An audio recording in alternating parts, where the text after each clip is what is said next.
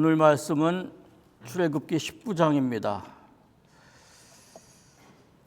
19장부터 이어지는 말씀은 성경 전체의 구원 역사에서 매우 중요한 부분을 차지합니다.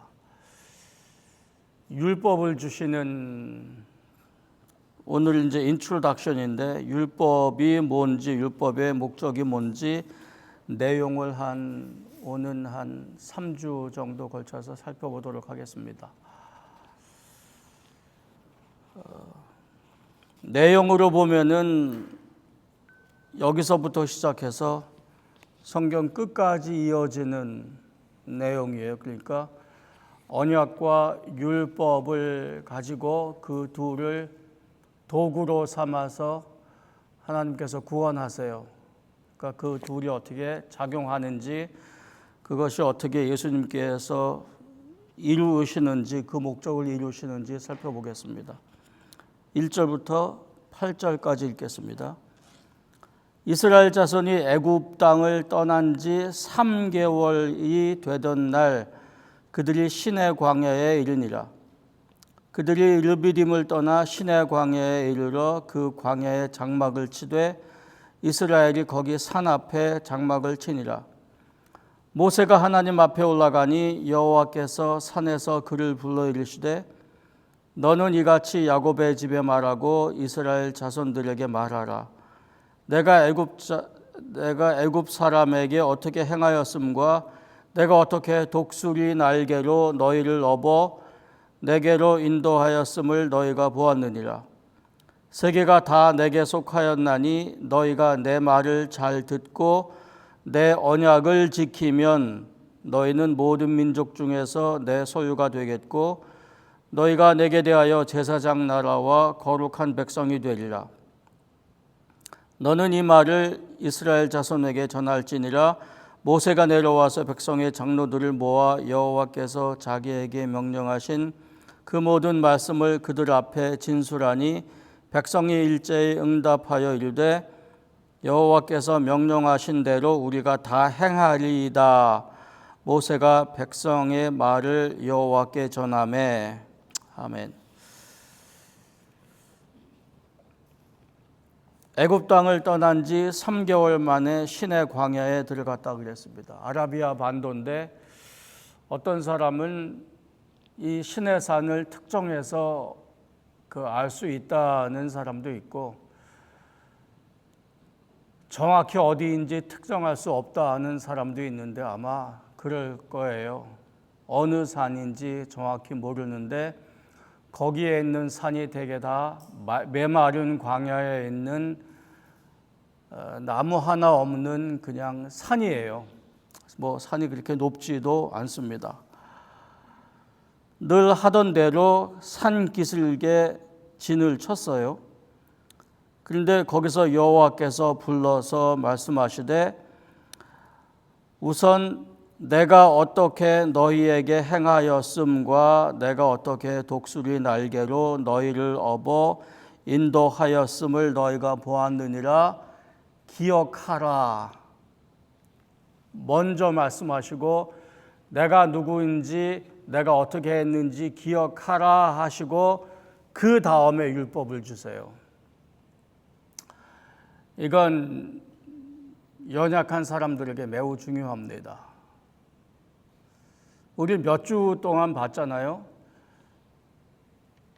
그 참 놀라운 기적을 거의 매일 체험하면서, 그러니까 하나님을 경험하면서 여기까지 왔는데 또한 동시에 원망하고 스스로 시험에 빠져서 곤란을 겪고 야단을 맞고 하는 경험을 거의 매일 하면서 여기까지 왔어요. 그래서 이거 읽으면서요, 출애굽 이후 여기까지 읽으면서 그러려고 한 건 아닌데 너는 어떠냐 하는 생각이 제 마음속에 드는 거예요. 저도 저 나름대로 힘들다면 힘든, 삶을 살아오면서 경험한 일들, 하나님을 구한 일들, 때로 애타게, 때때로 안타깝게, 때때로 빈말로 하나님을 찾으면서 신학 공부하고 일하고 여기까지 오는 동안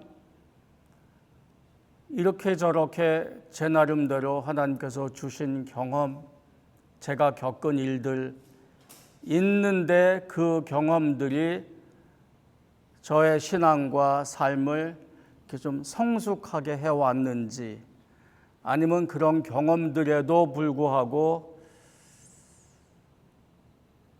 그저 똑같이 원망하고 똑같이 욕심부리고 하나가 생기면 하나 갖고 어떻게 살아요? 세 개는 있어야죠 하는 욕심이 늘어나고 그저 비전이라고 하고 꿈이라고 하고 소망으로 말은 포장하지만 내 허영과 욕심으로 살진 않았는지, 아니 이제 그런 생각이 드는 거예요. 여러분은 어떠세요? 하나님께서 인도하신 기적, 체험, 경험이 여기 이 사람들과는 다르지요. 그거 경험하면 할수록 성숙해지고 깊어지고 넉넉해지고 주위 사람들에게 친절해지고 성급하고 조급해지지 않고 참고 기다리게 되고 그렇게 되지요. 이제 그 얘기를 좀 해야 합니다. 하나님께서는 이렇게 요약하세요. 어떻게 행하였음과 내가 어떻게 독수리 날개로 너희를 업어 내게 인도하였음을. 근데 이분이 이렇게 말할 분이 아니세요. 독수리 날개 위에, 영어 표현은 그래요. 이제 독수리 날개 위에 어떻게 내가 너희를 업어, 암탉이 병아리를 품듯과 같은 이미지예요. 근데 구약 성경은요, 남성 위주의 문화와 문체예요. 그래서 주어에 따라서 동사가 달라요. 아니, 동사가 다른 게 아니라 남성, 여성형이 따로 있어요. 그래서 주어에 따라서 동사, 부사, 형용사, 그 형용하는 문장이 다릅니다. 근데 여기는 여성형 이미지예요. 이런 데가 거의 없어요. 그러니까 하나님이 이렇게 말씀하시는 분이 아니세요. 주어가 남성이면은 남성 표현을 하세요.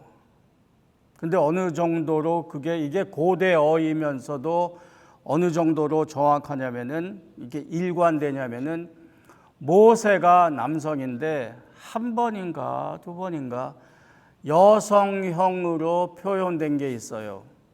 그게 언제인지 아세요? 그게 모세가 잘못할 때예요. 그 참 지금 식으로 하면은 뭐라 그럴까? 남성 여성을 나누고 여성을 비하하는 건데 좌우간 고대 언어는 전부 다 그랬어요. 신약까지도 그랬으니까. 근데 그렇게 정확한 그 히브리어 문체가 여기서 하나님께서 하시는 일을 여성형 이미지를 사용하신 거예요. 이거는 굉장히 특별한 거예요. 내가 너희를 어떻게 보호했느냐, 지금식으로 풀어 설명하면 내가 어떻게 어머니가 아이를 낳아 품듯이 돌보듯이 암탉이 병아리들을 보호하듯이 내가 어떻게 출애굽부터 여기까지 너희를 인도하여 낸 것을 너희가 기억하느냐.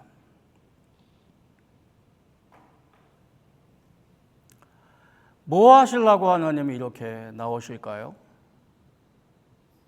근데 하나님은 출애굽하는 사건 이전에 준비를 좀 시키셨어요. 그게 이름으로. 그래서 여호와라는 이름이 있었고, 나는 너희 조상의 하나님, 아브라함의 하나님, 이삭의 하나님, 야곱의 하나님이라 그러셨고, 나는 스스로 있는 자니라. 그래서 요약하면 너희는 아마 살면서 잊어버렸을지 몰라도 나는 너희를 잊어버린 적이 없고 내가 너희의 하나님이 아닌 적이 없었다. 나는 스스로 있는 자니라. 이게 무슨 철학 수수께끼 깊은 비밀 얘기가 아니라 이전과 현재와 미래가 동일하다. 내가 아브라함에게 약속을 주어서 너희를 내 백성 만든 이후는 나는 언제나 너희 하나님이었다. 이제 시간이 되어서 너희를 구하러 간다. 이제 그 말이에요. 그리고 이 이름 셋을 주시고 나를 믿어라 하신 다음에 출애굽시키신 다음에 그 곤란한 환경, 어려운 환경, 이집트 군사와 싸우는 일, 홍해 다 지나고 나서 이제 고요한 그러나 아무것도 먹고 살 것이 없는 빈 공간 광야에 이르러서 내가 누구였는지 기억하라 그 말이에요. 그 기억 위에 그 경험 위에 이제 율법을 주시는 거예요. 근데 이스라엘 백성으로서도 할 말은 있어요. 우리가 그렇게 고통받을 때에 430년이라 그랬거든요. 이집트 치하에 있은 때가. 뭐 하시다가 그때는 왜 잠자코 우리가 고통받는 거를 대대로 이어지는 고통 속에 내버려 두셨다가 느닷없이 이제 와서 이렇게 하시는 거는 뭡니까? 그러셨으면은 좀 선한 길로, 빠른 길로, 쉬운 길로 가면 좋지 않을까요? 열재앙을 이루고 바로를 이기고, 바로를 이기는 거는 그때 당시에 상상할 수 없는 일이에요. 바로를 이기고 그 무시무시한 바로의 군사를 수몰시킨 그 능력이면은 이렇게 와서 이 고생 안 해도 되지 않느냐. 바위에서 물 나온 거 신기하고 좋은데 아예 물이 있는 곳으로 가면 더 좋지 않습니까? 사람 똑똑해요. 그거 안 물었겠어요? 모세도 할 말이 있어요. 하나님, 내가 지금 나이 많아 늙었어요. 지난 30대, 40대에, 젊을 때에, 돌이켜보면은 맞아요. 당신의 구원이 맞아요. 물에서 구원된 게 모세예요. 그 이름 자체가. 죽음에서 건져 올린 거예요. 그 물에 빠져 죽을 거를 바로의 딸이 건져서 다행히 당신의 은혜로 바로의 왕궁에서 살았어요. 거기에 모든 지식을 배우고 지혜를 배웠어요. 문명화된 교육을 했어요. 근데 그 출신이 히브리인이라 거기서 살지 못하고 나와서 유리방황하고 어찌 결혼해서 광야에서 장인의 양떼를 치고 시간이 많이 지난 거예요. 그리고는 그런 모세를 하나님 부르셔서 이제 나이 많은 모세, 왜 이제입니까? 그리고 나는 말을 못해요. 남 앞에 서기 원치 않습니다. 그 하필 이때에 하필 나를 불러서 좋은 시절 다 지나고 힘 빠진 이때 무슨 일을 하려고 하십니까? 그리고 이 백성이 내 말을 들어요. 시기하고 원망하고 나한테 원망하잖아요. 그 원망이 당신에게 향한 원망인 거 우리 다 아는 일인데 이제 무슨 일을 하려고 하십니까? 하나님께서 하시는 대답, 백성이 묻는 대답, 지금 당면한 질문은 이제 어디로 가서 어떻게 살까요? 입니다. 그렇죠? 자유로운 하나님의 백성이 어디 가서 어떻게 살까요? 현실은 광야예요. 이게 여기 쓰여져 있는 이유가 예수 믿고 잘 살아라만 필요하다면 이만큼은 필요 없어요. 여기만 읽으면 되는데 구원이 이제 완성될 때까지 이게 우리의 이야기예요. 해방은 되었는데 삶이 광야예요. 이거 누구 이야기예요? 아직 갈 길이 멀어요. 근데 그 갈 길이 어딘지 정확히 몰라요. 가나안이란 거는 알아요. 그리고 거기가 젖과 꿀이 흐르는 땅인 복된 땅이란 것도 아는데 지금 삶은 광야예요. 물이 없고 먹을 게 없어요. 그래서 당면한 사람의 질문은 자유로운 백성, 지금식으로 말하면 구원된 백성으로서 당장 어떻게 살 거냐, 어디로 갈 거냐입니다.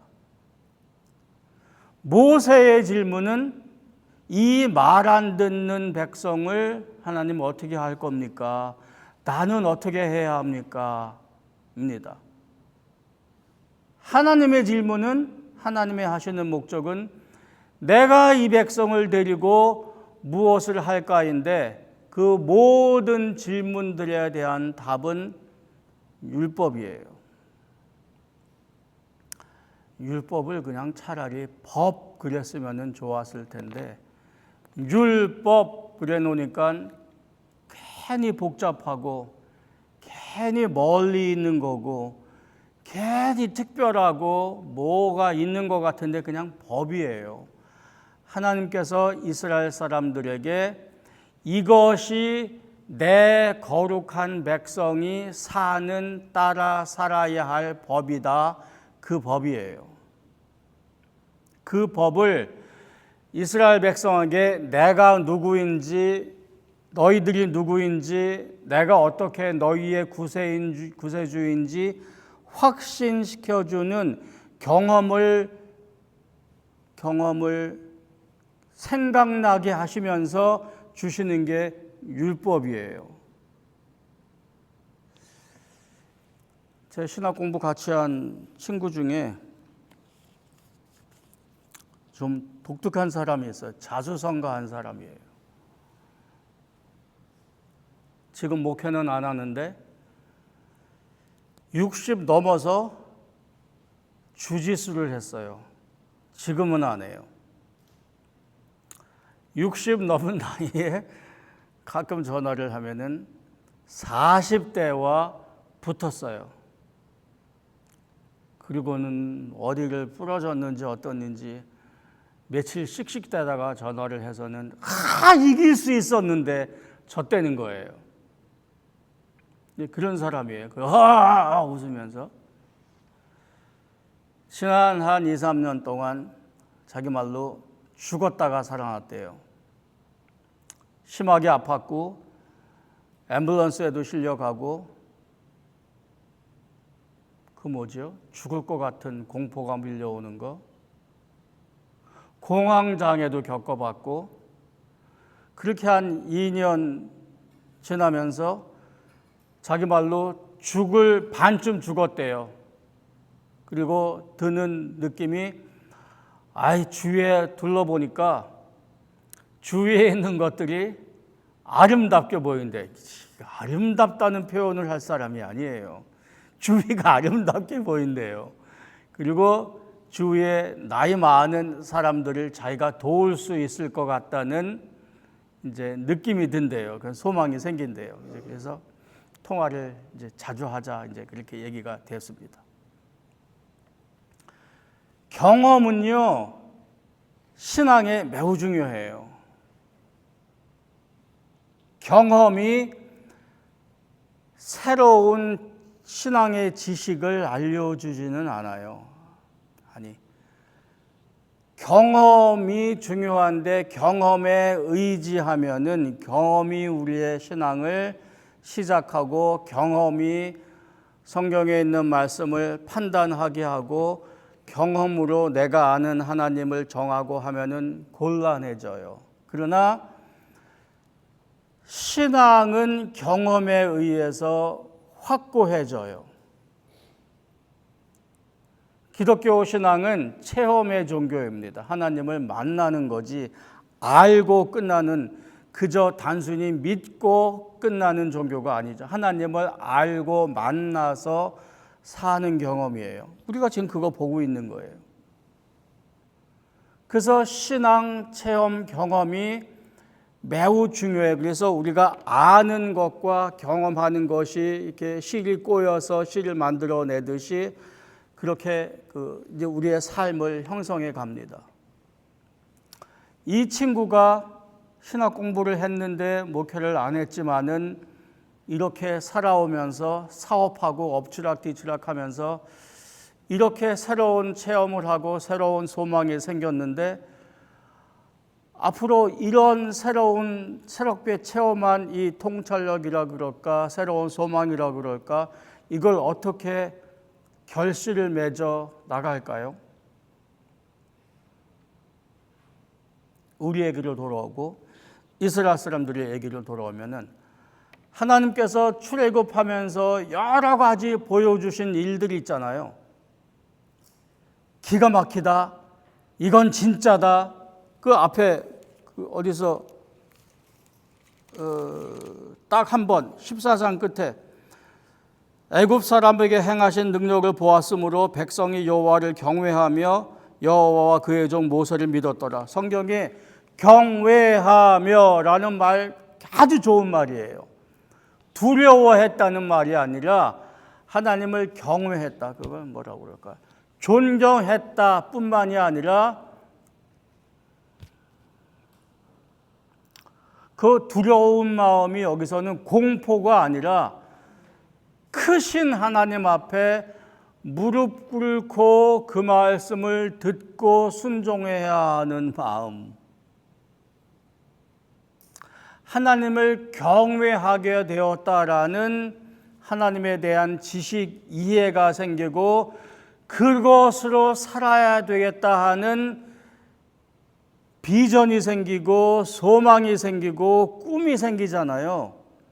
제 그 친구처럼 이스라엘 사람들이 내가 너희를 어떻게 독수리 날개 위로 보호해서 여기까지 왔음을 기억해라 하면은 이스라엘 백성들이 느끼는 게 있을 거 아니에요. 가슴으로부터 넘쳐 나오는 하나님께 경외함, 하나님께 대한, 하나님과의 관계에 대한 기쁨, 앞으로 이루어질 일에 대한 소망, 광야의 삶 가운데에서도 샘솟아 나는 기쁨, 환희, 앞날에 대한 소망, 이런 거. 근데 이런 것들이, 이런 우리에게도 때때로 나타나는 우리 머릿속에 빛처럼 이렇게 왔다가, 아, 그런 게 있지, 그런 이해가 있지, 그런 지혜가 있지, 그런 게 있지, 그런 꿈이 있지 하다가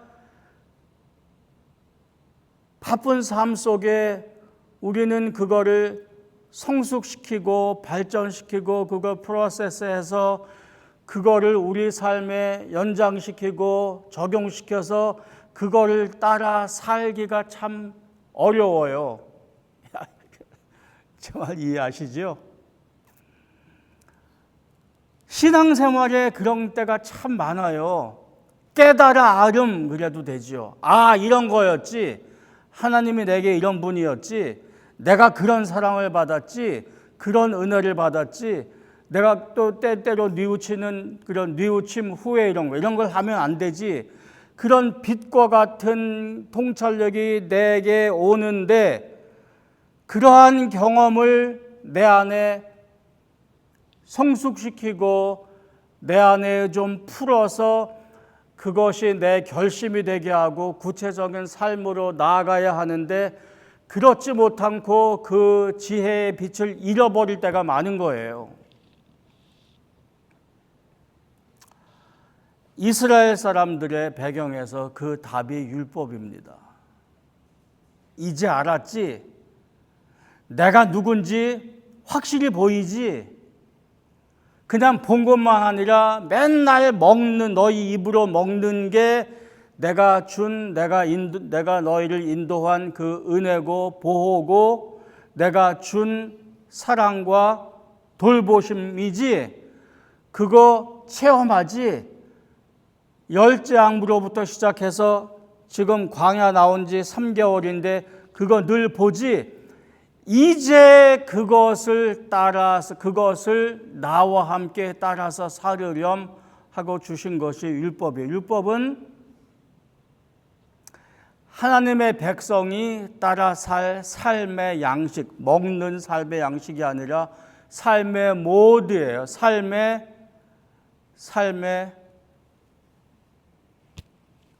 모습, 사는 방식, 우리가 사는 방식, 그저 믿는 방식일 뿐만 아니라 믿는 백성이 하나님을 믿고 하나님이 우리를 구원하고 보호하심을 체험한 백성이 이제 이 하나님과 함께 살아야 되겠네.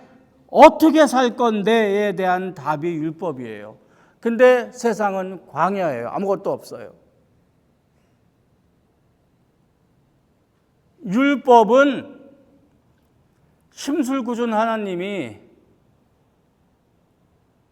자기 백성으로 분주하게 하고 바쁘게 해서 소위 말하는 세상적인 기쁨 못 누리게 하고 자기에게만 집중하게 하는 종교적인 의식이 아니에요. 이건 기독교의 복음은 창조로부터 시작해서 새 창조로 가요. 믿는 백성, 종교적인 백성 만드는 게 아니라 사람을 원래 당신께서 의도하셨던 바에 하나님의 형상으로 재창조하시는 거예요. 사람을 만드시는 거예요. 그러니까 믿음으로 시작해서 그들의 신분을 바뀌고 그들의 삶을 바뀌게 하기 위해서는 생각을 하나님식으로 바꾸어서 살게 하는 믿는 백성으로 하여금 경험을 통해서 하나님을 깨닫게 하고 그래서 온통 생각이 바뀌고 전인적으로 생각이 바뀌어서 하나님을 따라 전체적인 삶을 변화해 가는 것, 그 전체적인 삶을 변화해 가는 방식이 율법을 따르는 거예요. 그래서 율법에 3가지 종류가 있어요. 잘 아시는 의식법이 있어요. 이거 나중에 다시 이야기할 거예요. 의식법, 종교법 그래도 돼요. 그래서 그 대표적인 게 제사 드리는 방법, 죄 용서 받는 방법, 어린 양 드리는 것. 그다음에 사회법이 있어요. 이 사람들이 공동체로 살면서 매일매일 겪는 일들 가운데에 옳고 그른 것을 구분하는 것. 누구에게 뭘 빌렸을 때 어떻게 갚는다든지, 이웃의 것을 손해를 끼쳤을 때 어떻게 변상한다든지, 밭을 사고 파는 것, 혼인하는 것 등등에 대한 법을 주셨어요. 종교법의 중요한 것, 옳고 그른 것, 거룩하고 거룩하지 않은 것을 가장 기본적인 것부터 시작하세요. 그래서 지금 읽으면은 뭐 이런 것까지 할 수 있는데, 이 백성은 이집트에서 이방 종교에 물든 사람들이에요. 아무것도 없는 곳에 와서 처음부터 시작해야 해요. 그래서 얘들아, 이건 거룩한 거야, 이거는 거룩하지 않은 거야부터 시작하세요. 그래서 동물도 거룩한 거, 거룩하지 않은 것, 거룩한 삶, 거룩한 행위를 우리 몸에 지정해 주세요. 잊어버리니까. 그래서 우리 몸이 이럴 때는 거룩한데 이럴 때는 거룩하지 않은 거야. 그래서 우리 몸을, 이게 몸이 굉장히, 우리 몸이 없으면은 하나님의 백성을 이 땅에 표현할 수가 없어요. 우리 몸이 없으면은 우리는 하나님을 경배할 수 없어요. 말도 못하고 생각도 못하죠.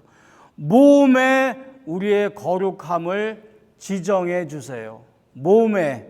그래서 몸은 소중해요. 그리고 또 하나 윤리법이라고 그럴까 도덕법이라고 그럴까 그 대표적인 게 십계명이지요. 그래서 앞에 4개는 하나님을 어떻게 알고 경배하고 하나님을 만나고 사는 것 4개, 그 다음에 6개는 사람들 가운데 어떻게 살 것. 부모를 공경하라, 살인하지 말라, 거짓 증거하지 말라, 맨 끝에 탐심을 품지 말라. 이거는 모든 사람에게 통용되는 그래서 이 3가지 법을 설명하는데 출애굽기부터 시작해서 레위기, 신명기까지 책이 길게 설명이 돼요. 그리고 이스라엘 백성이 가나안 땅을 건너가는 요단강 건너기 직전에 모세는 참 어려운 삶을 살았는데 하나님께서 요단강 건너 가나안 땅에 들여보내신 아니세요. 그래서 요단강 이쪽에서 죽는데 죽기 전에 이스라엘 백성들에게 율법을 요약해 주세요. 너희가 요단강 건너 가나안 땅에 들어갈 텐데 들어가면 이렇게 살아라 하고 율법을 요약해 놓은 게 신명기예요. 그 새로운 신자 써가지고. 그러니까 율법은 그 자체로 당신의 백성을 향하신 하나님의 뜻이에요. 이상한 게 아니고 종교적으로 요상한 의식만 있는 게 아니고 당신의 백성을 향한 하나님의 뜻이에요. 그래서 우리가 이미 여러 번 우리 성경 공부 시간에도 봤지만 로마서 7장에 율법은 하나님의 뜻이므로 그 자체로 거룩하고 선하다 그랬어요. 그래서 이게 율법이 하나님의 뜻이고 그게 선하고 그 자체로 거룩하기 때문에 그게 이스라엘 백성의 기준이 될 수 있어요. 그렇죠? 교통법규가 옳다고 사람들이 생각하지 않으면은 그거 따라야 할 이유가 없잖아요. 그렇죠? 그게 옳다고 생각하니까 그게 우리의 기준이 되는 거지요. 이게 법인데 그 다음에 5절에 보니까 세계가 다 내게 속하였나니 너희가 내 말을 잘 듣고 내 언약을 지키면 너희는 내 백성 중에서 내 소유가 되겠고. 여기 조건인 것이 분명해지죠. 너희가 내 말에 순종하고 내 언약을 지키면 이렇게 되겠다 그 말이에요. 여기서 언약은 율법이에요. 너희가 내 율법에 순종하고 지키면 2가지. 너희가 거룩한 백성이 되고 제사장 나라가 되리라. 근데 조건이에요. 지키면. 그래서 신명기 28장에도 아주 유명한 구절 있잖아요. 나가도 복을 받고 들어와도 복을 받고 몇천 대 내려가면서 복을 받고 지키고 순종하면, 순종 안 하고 불순종하면 똑같이 처벌받고 심판받는다 그 얘기죠. 한 말로 요약하면 하나님께서 요구하시는 율법을 따라 사는 삶이에요. 삶이고 행위예요. 그래서 이제 삶, 행위, 선한 삶, 그러면 이제 머릿속에서 빨간불이 반짝반짝 들어올 수 있어요. 왜냐하면은 그 기독교는, 특별히 개신교는 역사적으로 여러 가지 신학적인 부침을 겪으면서 특별히 가톨릭 교회와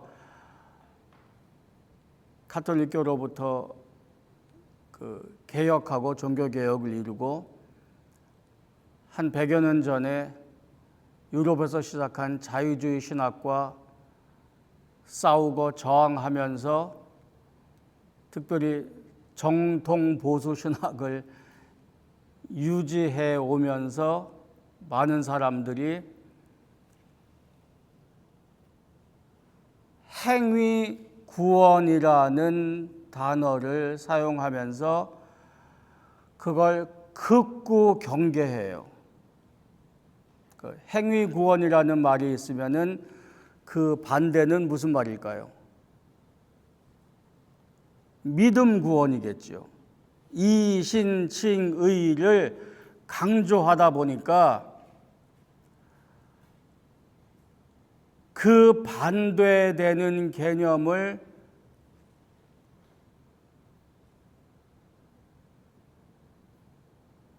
큰 연구와 사고 없이 비판하는 쪽으로 이신칭의를 강조하게 된 면이 있어요.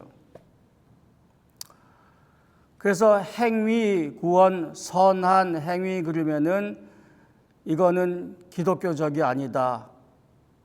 기독교의 구원은 믿어서 받는 구원인데 행위자 얘기를 들으면은 꼭 카톨릭 신학을 얘기하는 것 같고 꼭 자유주의 사회 참여를 이야기하는 것 같다고 생각을 하는 거예요. 이제 그거를 잘 이해를 하셔야 합니다. 조건이 문제예요. 조건 보세요. 조건은 처음부터 있었어요. 창조에서부터. 2장 한번 기억해 보실래요?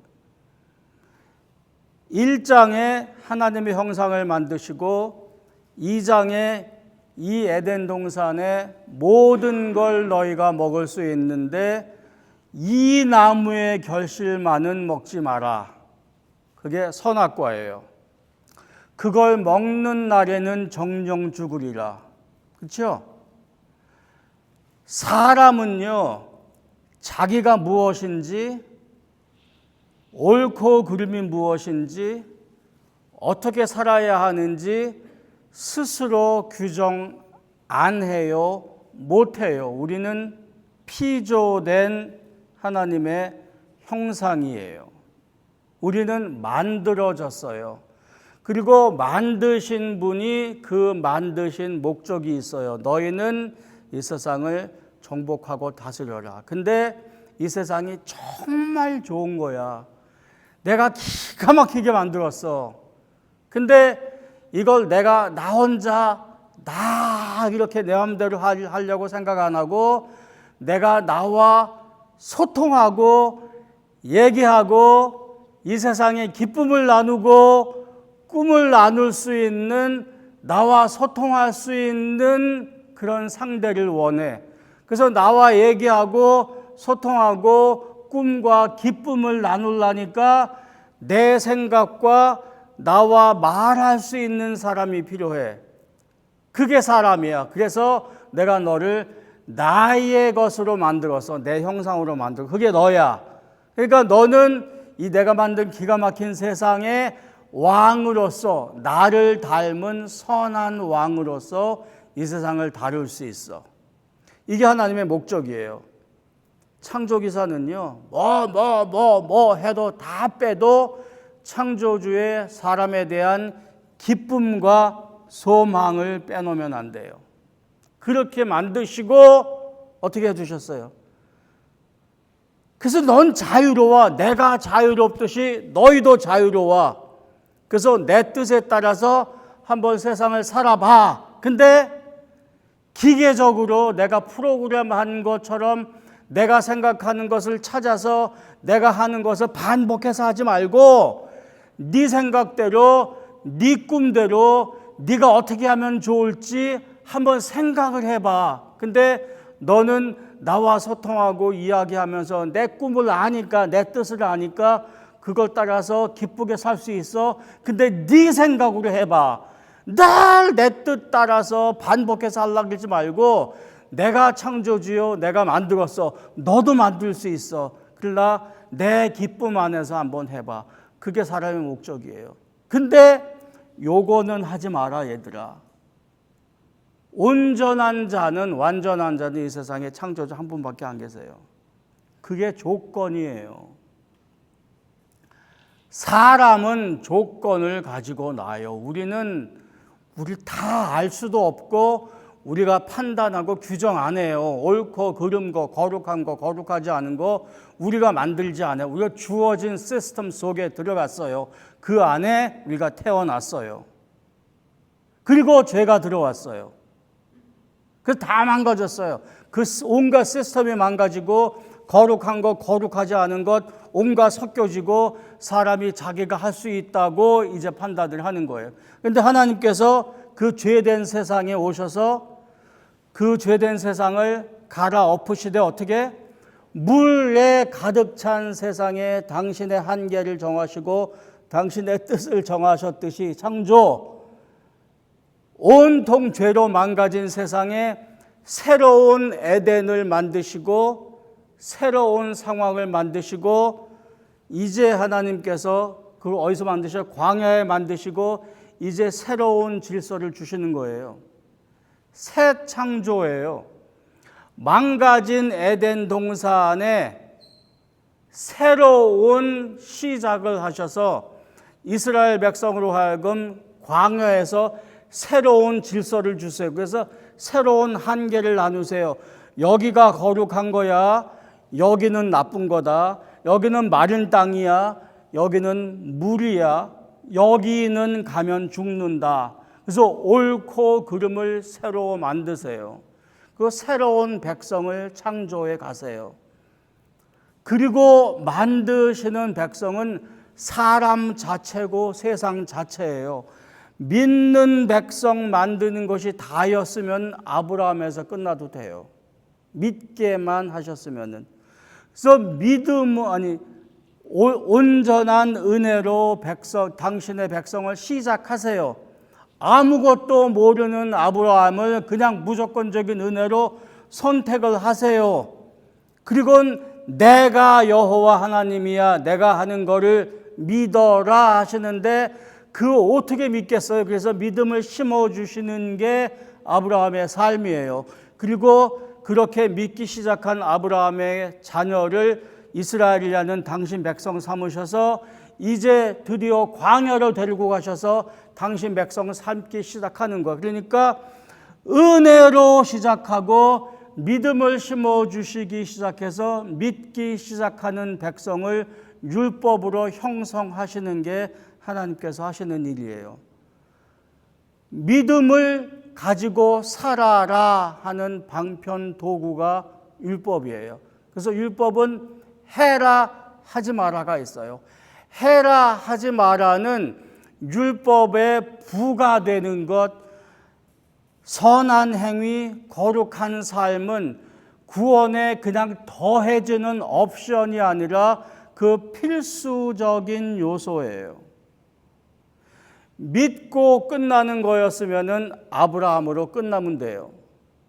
믿기 시작한 백성을 당신의 백성으로 만들어 나가는 것이 율법인데 너희가 이것을 순종하면 내 말을 순종하고 언약을 지키면 너희는 내 소유가 되고 거룩한 백성이 되리라. 이 말을 이렇게 읽으면 곤란해요. 옛날에는 그랬는데 하다 보니까 안 되니까 그거 포기하고 그냥 예수만 믿어라. 그럼 내가 거룩한 백성 만들어 줄게가 아니에요. 이게 하나님의 방식이에요. 근데 이게 이스라엘이 사람으로서 율법을 못 지키니까 예수가 와서 대신 율법을 지키게 하신 거예요. 그게 복음이에요. 그리고 그 예수에게 붙어서 연합해서 예수의 생명을 우리가 나누어 가진 게 우리가 교회고 성도예요. 그게 구원이죠. 그러니까 율법을 이 하나님께서 요구하신 율법을 버린 게 아니라 안 되니까 버린 게 아니라 하나님께서 기나긴 역사를 하나님께서 꾸준히 안 됨에도 불구하고 불순종함에도 불구하고 꾸준히 참을성 있게 밀고 가셔서 드디어 예수를 통해서 이 방법을 이루신 거예요. 그게 우리 마침 지난 목요 성경 공부에 읽은 로마서 10장 4절 예수 그리스도께서 율법의 마침이 되시니라예요. 그래서 그 예수에게 연합되면서 우리가 얻은 효과가 뭐예요? 우리가 율법을 안 지켰는데 마치 율법을 지킨 율법을 완성하신 예수의 공로가 우리께 된 거예요. 그래서 하나님께서 구약에서 말씀하시는 거룩한 백성 제사장 나라가 내가 된 거예요. 그래서 우리 좀 있으면 읽게 돼 이렇게 지키면 나는 너희의 하나님이 되고 너희는 내 백성이 되리라가 예수에게서 이루어진 거죠. 그것이 교회로부터 시작되는 거예요. 지금식으로 말하면. 그래서 지금 말씀드린 거는 율법의 시작과 율법의 끝을 말씀드린 거예요. 율법의 시작은 모세고 율법의 완성은 예수예요. 그럼 그 다음에 이야기가 이만큼 길어요. 이만큼 길어야 되냐? 길어야 돼요. 이것 우리가 다 읽을 건 아닌데 왜 그러냐는 보아야 돼요. 근데 가면서 곤란하고 힘들고 정말 읽기 힘든 게 예언서예요. 이건 참 안 읽고 싶어요. 그래서 예언서 설교 안 해요, 잘. 근데 우리가 거기 읽어야 해요. 예언서가 성경에서 가장 긴 장르예요. 그게 심판과 공포와 죽임의 이야기예요.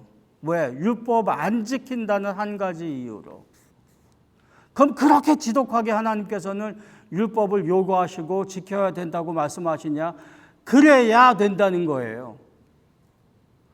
율법을 지키는 게 그렇게 소중하고 중요했으므로 얼만큼 소중했으므로 중요했으므로 예수가 와서 죽기까지 중요하다는 거예요.